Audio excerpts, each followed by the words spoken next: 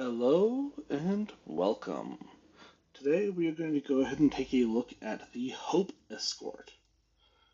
So, Escort class ships are basically anything that is designed for doing damage and blowing up other spaceships, while still being restricted to Starship Design rank 2 or less. In general, this means that these are going to be your combat ships for levels around like 20 to 30 or 40. Um,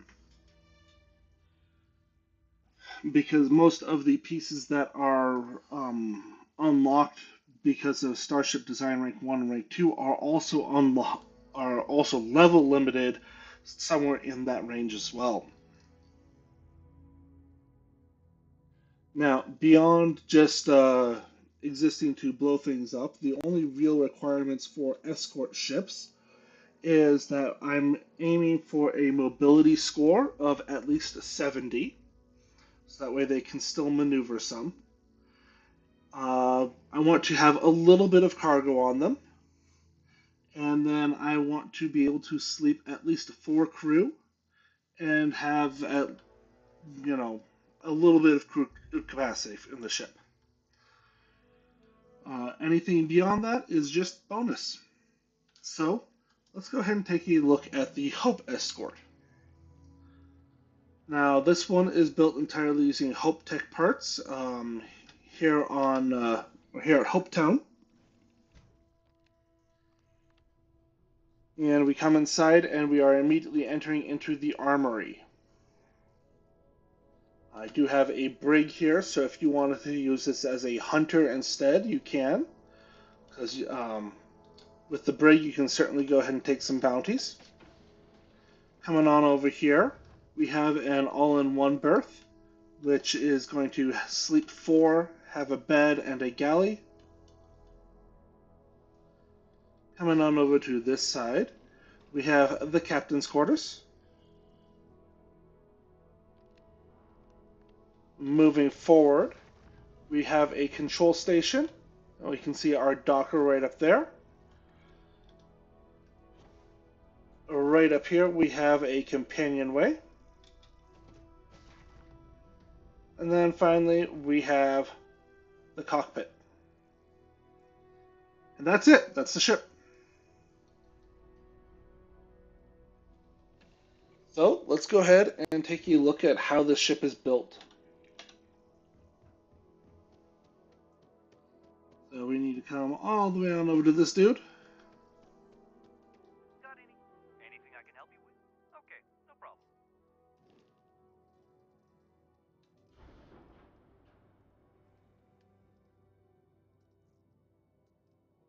And I'm just going to put my colors in my palette really quick.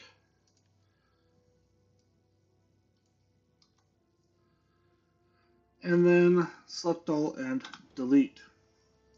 Now, the Hope Escort is a Class B ship. Um, Additionally, as mentioned, it requires Starship Design Rank 2. If you like the look of this, I am also going to go ahead and do a Class A no Starship Design kind of starter ship in case you wanted to go ahead and build out from there.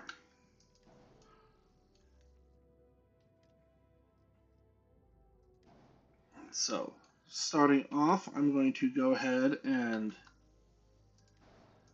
put together my habs.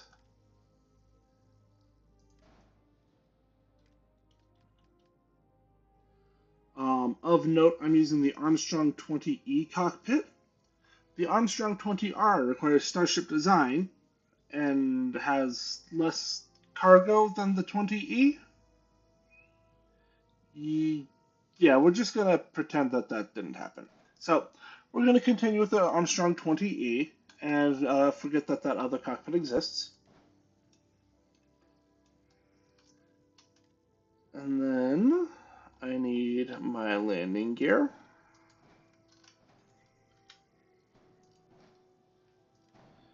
Okay, before I do this, let me go ahead and Grab a couple structural pieces.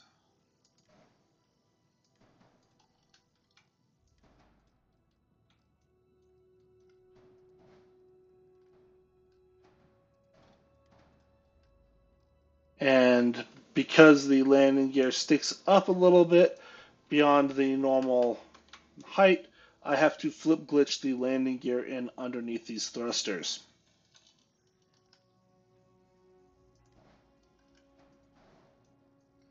Alright, so this portion of the ship is basically going to remain consistent across builds, whether it is the Class B or the Class A and no Starship Design one.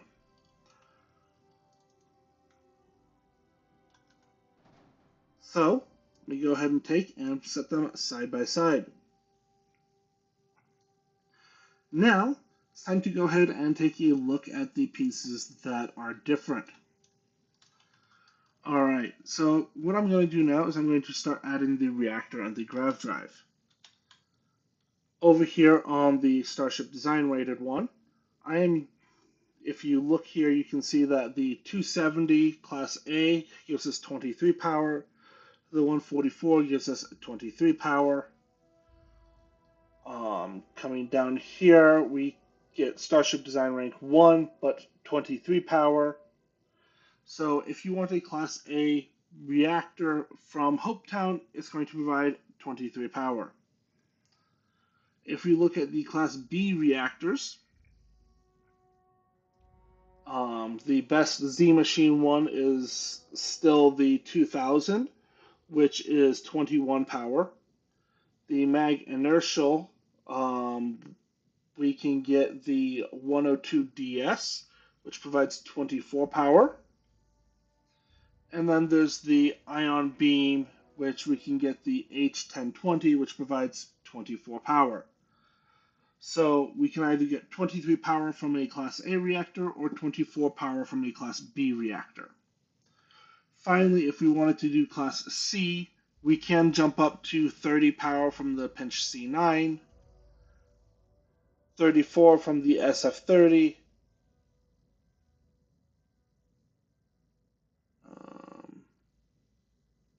or 27 from the Pinch 6Z. So the absolute most power that we can get from Hopetown is going to be with a Class C. We can get 34 power, which is an entire 10 power over this. However, for this particular ship, I did just want to go ahead and use a Class B reactor because this is still saving us some weight. And I didn't feel any strong urge to go ahead and use the Class C reactor. It's probably the better choice, though.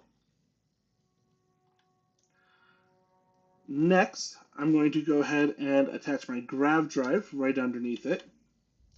And for this ship, I'm using the Helios 400 grav drive. This does require a rank of Starship Design, but that's not a big deal. Now, coming on over to the no Starship Design ship, I'm going to go ahead and grab the R3000.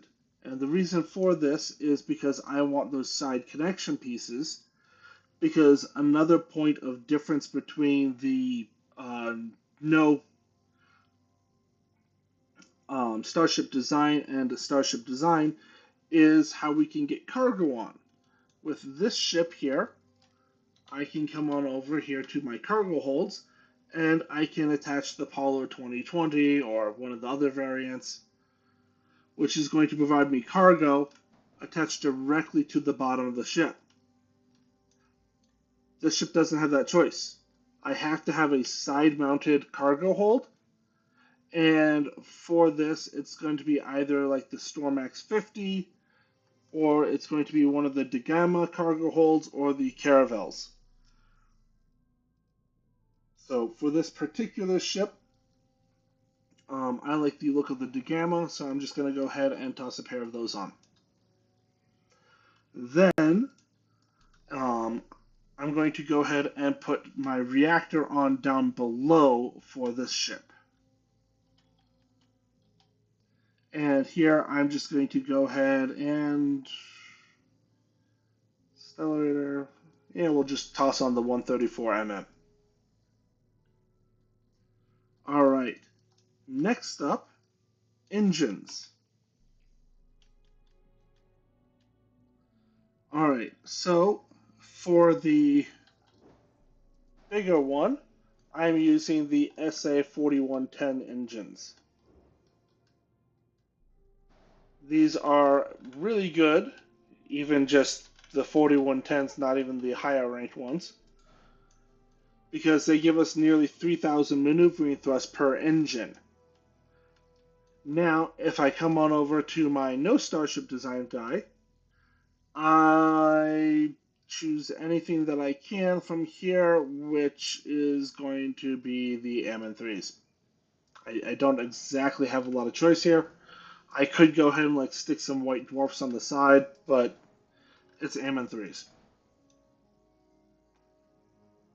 So, same engine layout, it's just this one is 1200 thrust and 3000 maneuvering thrust. This is 900 thrust and 1900 maneuvering thrust. One of these things is a lot better than the other. Well worth getting that one rank of Starship Design. Alright, next up, let's go ahead and talk fuel. So for this ship, I can go ahead and I can grab the 500T HE3 tank. There, did it. This both connects on the top and gives us all the side connection pieces. I'm not using them on this particular build, but it basically is a structural filler piece in addition to holding our fuel. However, it requires Starship Design Rank 2. So for this ship, since these engines also don't give me a side connection slot, I'm going to be going ahead and putting my fuel and my shield kind of in this little gap here. So just slap on a Titan 550, and then speaking of those shields, I'm going to go ahead and grab the SG30 deflector, and I need to flip glitch that in place. You will notice looking at it that it doesn't actually clip into the other piece, but because the hitboxes are a little bit more squarish and don't take into account the curved shape there, I need to flip it into place.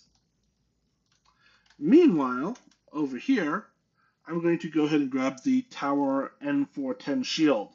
This is the best Class B shield that I can use at Starship Design Rank 2. Yes, there are better shields that I can use eventually, but they do require higher ranks of Starship Design. From here, I've just got a little bit more greebling that I'm going to put on.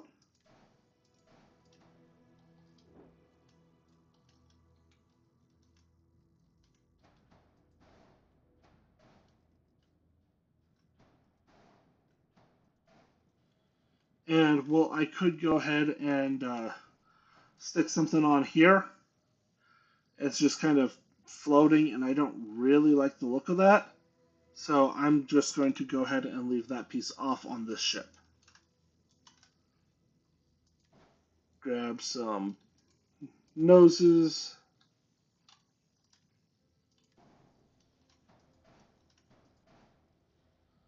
Okay, and that is all the rear greebling done. And all the front greebling done. So at this point, these ships are basically done except for adding our weapons. So what I'm going to do now is, before I add the weapons, I'm going to select the ships and delete them so that way you can see what our stats are. And then I'm going to come back, add the weapons to this, and take it out for a spin. So, deleting the no Starship Design ship, you can see I'm rocking 95 mobility. I have that 30 light year jump range. However, my mass is 977, and this means that I could not drop this grav drive for a slightly weaker one, because the next weakest one is 23 grav jump thrust, which gives us 927 range, or 927 mass as our max to still get 27 light years range. This ship is also giving us 1800 cargo, a reasonable amount of shield, and a reasonable amount of hull. Now, if I take this ship and delete it, you can see my jump range has dropped a little bit, though I'm still well within range for keeping above that 27 that I'm looking for. However, more importantly, my mobility has dropped from 95 to 79, and my shield has dropped from, that 700 some and 800 hull to 500 and 440. So you can see that there are definite downgrades for going without Starship Design. But again, if you like the general look of this ship, it is entirely possible to go ahead and I think the highest level cap for any of this is about level 15. And you can go ahead and take this ship out for a spin and just have a blast. And then as the game progresses, you can then go ahead and start converting from this to this one without, while still keeping the same general ship. I would say if you are on a budget, the top priorities for this ship are going to be these engines. Everything else is fine, but these engines are really what makes the ship function well. So, all that being said, let me go ahead and delete this. Then I'm going to add my weapons. And since I'm a Class B ship, I'm going to come on down to the Class B weapons.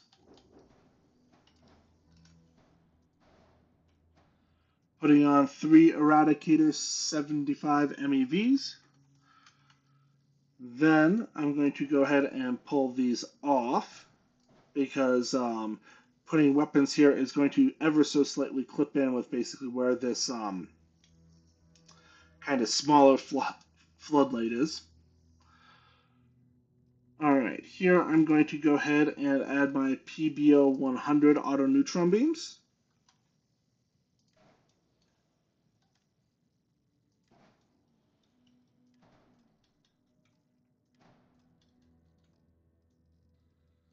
And then out here, I'm going to come on up to my Class A weapons, and I'm going to add 4 PBO 30s.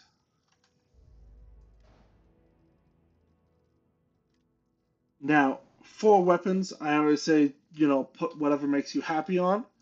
However, for demonstration purposes, I went ahead and I shifted my ship combat to be extreme.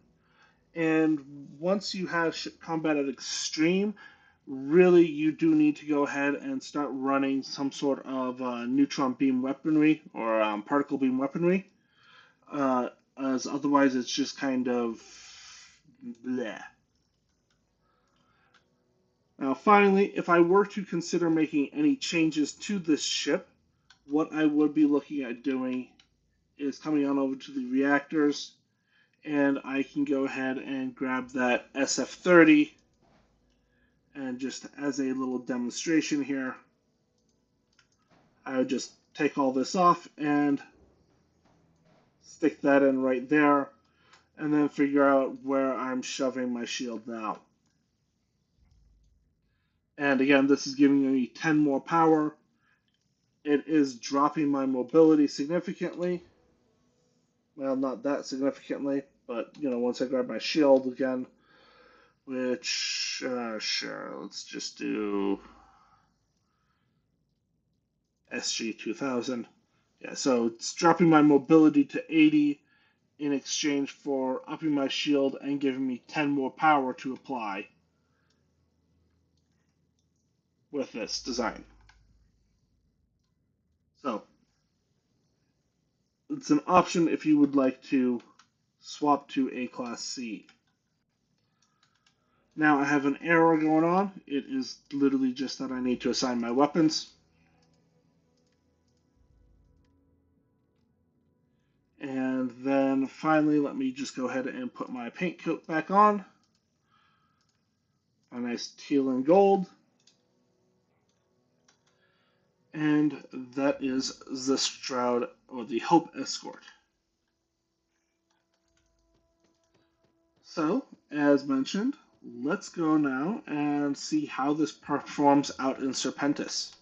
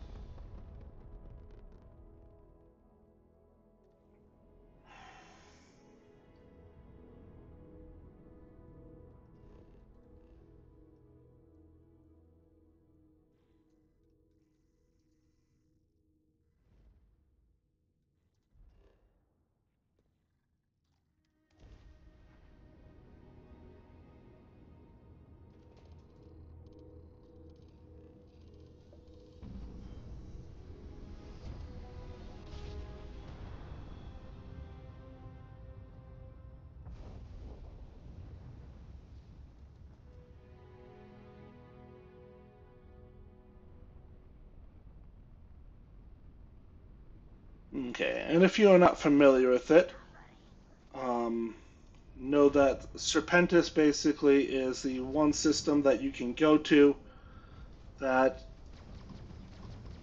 the enemy will always show up to.